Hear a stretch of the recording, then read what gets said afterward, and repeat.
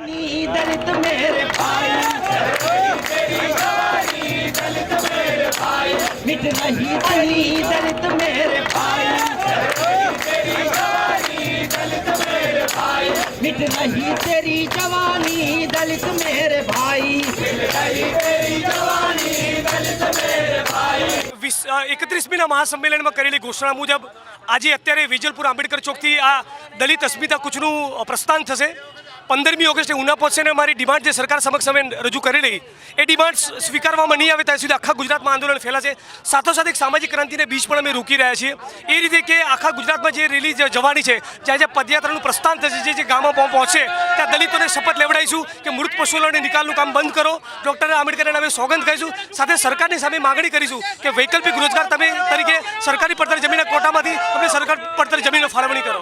અમારું આંદોલન બિન રાજકીય છે, સંપૂર્ણપણે બિન રાજકીય રહે એ જ ઈચ્છીએ છીએ।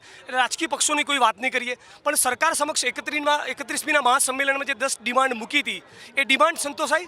સાથોસાથ આખા ગુજરાતના દલિત સમાજના લોકો જે મૃત પશુઓના નિકાલનું કામ છોડવા માગે છે એમણે છોડી દેવું જોઈએ। એ બધાને વૈકલ્પિક રોજગાર તરીકે આખા ગુજરાતના તમામ જિલ્લાના તમામ તાલુકાના તમામ ગામોની સરકારી પડતર જમીનની ફાળવણી થાય એ ડિમાન્ડ્સ આખા ગુજરાતમાં આખા દેશમાં લઈ જવાના છે। ગુજરાતની બહારથી પણ જબરદસ્ત પ્રત્યાસાદ મળી રહ્યો છે।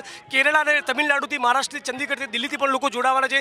યુકે અને અમેરિકામાં પણ લોકો પ્રોટેસ્ટનો કાર્યક્રમ વિચારી રહ્યા છે। એટલે આખા ગુજરાતનો દલિત સમાજ જે જાગ્યો છે એની સાથે સાથે આખું આ સામાજિક આંદોલન, આ આર્થિક આંદોલન આખા ભારતમાં પણ ફેલાય એ માટેનો અમારો પ્રયત્ન છે।